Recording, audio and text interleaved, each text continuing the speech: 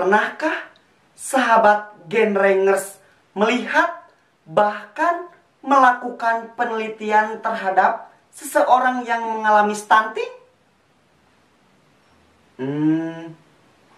Pernah atau tidak ya?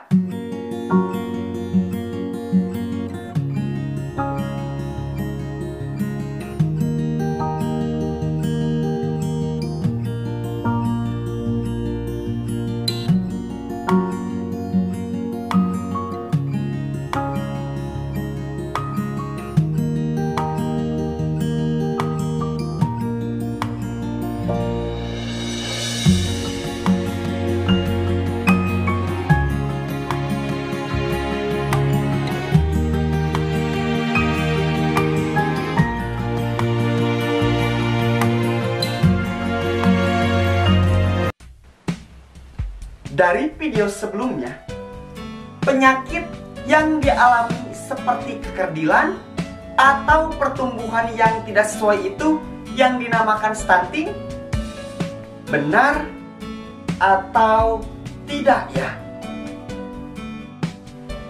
Apa sih stunting itu? Dan bagaimana pula cara pencegahannya? Ayo kita belajar bersama tentang stunting. Assalamualaikum warahmatullahi ta'ala wabarakatuh. Sampurasun. Halo sahabat Genrengers, perkenalkan saya Sastrawan, Duta Genre Kecamatan Cililin tahun 2021. Saya sedang mengenyam pendidikan di salah satu perguruan tinggi negeri yang ada di daerah Bandung, yaitu Universitas Pendidikan Indonesia, Program Studi Pendidikan Bahasa Sunda. Sahabat Genrengers semua, selamat menjalankan aktivitas seperti biasa yang kalian lakukan ya.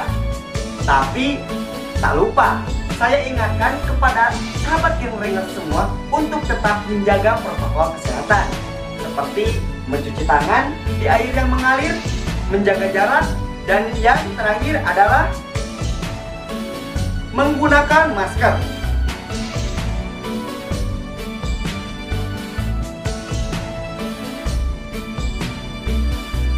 Dalam kesempatan ini, saya akan menyampaikan informasi berkaitan dengan challenge dari PIK Remaja Kabupaten Bandung Barat mengenai komunikasi, informasi, dan edukasi tentang stunting.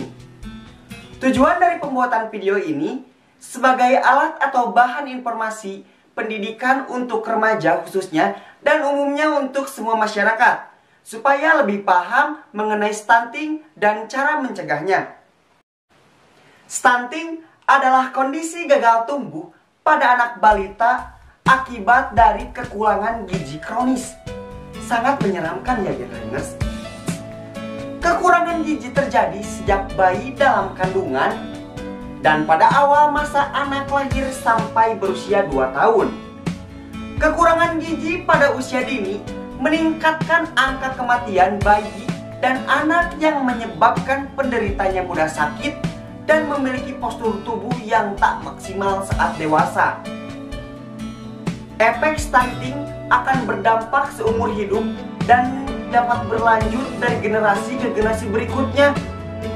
Anak perempuan yang terlahir dengan nutrisi yang buruk saat anak-anak seringkali akan tumbuh menjadi ibu dengan nutrisi yang buruk.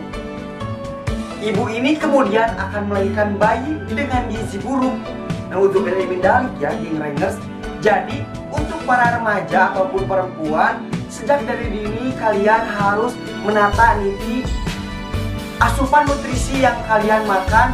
Baik itu makanan yang kalian makan itu harus mengandung 4 sehat 5 sempurna supaya supaya kalian lebih sehat untuk menjalankan kehidupan ke depannya.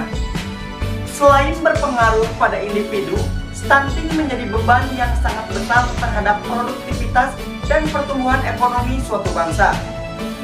Ahli ekonomi memperkirakan bahwa stunting dapat menurunkan produk bruto suatu negara sebanyak 17%. Stunting tidak dapat disembuhkan, namun stunting dapat dicegah. Salah satunya adalah melalui pengasuhan pada masa 1000 hari pertama kehidupan. Yang pertama, selama kehamilan, ibu harus mengonsumsi makanan dengan gizi yang seimbang, sesuai dengan porsi makanan untuk ibu hamil. 2/3 lauknya, 2/3 nasinya, 2/3 air minumnya, 2/3 susunya, sampai semua nutrisi itu terpenuhi. Yang kedua, ibu hamil melakukan pemeriksaan minimal 4 kali selama kehamilan. Yang ketiga, memberikan stimulasi pada janin dalam kandungan. Stimulasi di sini bisa dilakukan seperti mendengarkan Al-Quran, mendengarkan musik, terus mengajak ngobrol calon jabang bayi yang ada di dalam perut. Itu melakukan stimulasi kecil seperti itu supaya bayi yang ada di dalam perut itu dapat menerima rangsangan dari luar seperti itu. Yang keempat, memberikan inisiasi menyusui dini atau IMD, ASI eksklusif selama 6 bulan. Dilanjutkan dengan pemberian makanan pendamping ASI atau MPASI sampai dengan usia 2 tahun. Nah, selanjutnya yang kelima, memperkenalkan makanan bergizi pada anak sesuai usia. Yang keenam, memberikan stimulasi atau rangsangan kepada anak sesuai dengan usianya dan memantau perkembangan anak dengan kartu kembang anak atau sering kita kenal dengan sebutan KKA. Pengasuhan pada 1000 hari pertama kehidupan atau 270 hari masa kehamilan ditambah 730 hari setelah kelahiran sampai usia 2 tahun merupakan periode emas yang sangat penting bagi perkembangan otak dan pertumbuhan fisik anak. Sahabat Genderangers, apakah kalian tahu dampak negatif jangka pendek, jangka panjang dari stunting? Dampak negatif jangka pendek, kecerdasan gangguan, pertumbuhan fisik, dan gangguan metabolisme pada tubuh.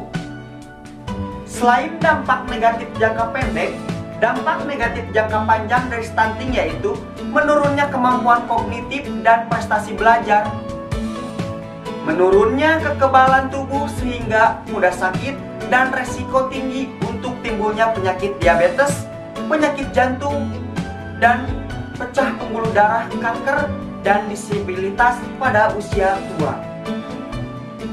Oleh karena itu, pentingnya 1000 hari pertama kehidupan atau HPK dalam pencegahan stunting adalah yang pertama, membentuk otak anak yang berisi dan menjadi bahan bakar pertumbuhan jiwa dan raga, pembentukan sistem kekebalan tubuh yang kuat. Yang kedua, meningkatkan kesiagaan untuk masuk sekolah dan memberi kesempatan untuk meraih prestasi terbaik di kemudian hari. Yang ketiga, meningkatkan nutrisi ibu dan anak selama periode 1000 HPK tersebut, membantu memastikan bahwa anak mendapatkan awal kehidupan yang terbaik dan kesempatan untuk meraih kesempatan terbaik untuk anak-anak mereka. Yang keempat, mengurangi kesenjangan pada aspek kesehatan, pendidikan, dan produktivitas generasi yang akan datang. Yang kelima, menurunkan resiko terjangkit penyakit kronis seperti diabetes, penyakit jantung, dan beberapa timbul kanker di kemudian hari. Yang keenam, secara global menyelamatkan lebih dari 1 juta per tahun. Yang ketujuh, meningkatkan total pendapatan suatu negara atau meningkatkan produktivitas dan mengurangi biaya perawatan kesehatan. 8. Memutus kemiskinan antar generasi akibat wanita yang malnutrisi. Dalam kesempatan ini, saya mengajak untuk semua Genderangers untuk mengikuti program yang telah dicanangkan oleh BKKBN, yaitu Program Bina Keluarga Balita atau BKB. Manfaat ikut BKB yaitu yang pertama, agar dapat mengurus dan merawat anak serta membagi waktu. Yang kedua, untuk memperluas wawasan dan pola asuh anak yang benar. Yang ketiga, meningkatkan keterampilan dalam hal mengasuh dan mendidik balita. Yang keempat, supaya lebih terarah dalam cara pembinaan anak. Yang kelima, agar mampu mencurahkan perhatian dan kasih sayang terhadap anak sehingga tercipta ikatan batin yang kuat antara orang tua dan anak. Yang keenam, agar mampu membentuk anak yang berkualitas, bagi anak diharapkan: 1. Bertakwa kepada Tuhan Yang Maha Esa. Yang kedua, berkepribadian luhur. Yang ketiga, tumbuh dan berkembang secara optimal. Yang keempat, cerdas, terampil, dan sehat. Yang terakhir, yang kelima, memiliki dasar kepribadian yang kuat guna perkembangan selanjutnya. Oleh karena itu, gerakan 1000 hari pertama kehidupan dan aktif dalam BKB bisa mencegah terjadinya stunting dan dapat membantu pencapaian poin kelima dari program Nawacita Presiden, yaitu meningkatkan kualitas hidup manusia Indonesia di tahun 2045 sebagai Indonesia Emas. Katakan tidak pada stunting, katakan tidak pada stunting, katakan yes pada prestasi. Prestasi, yes, stunting, no. Prestasi, yes, stunting, no. Terima kasih. Wassalamualaikum warahmatullahi wabarakatuh.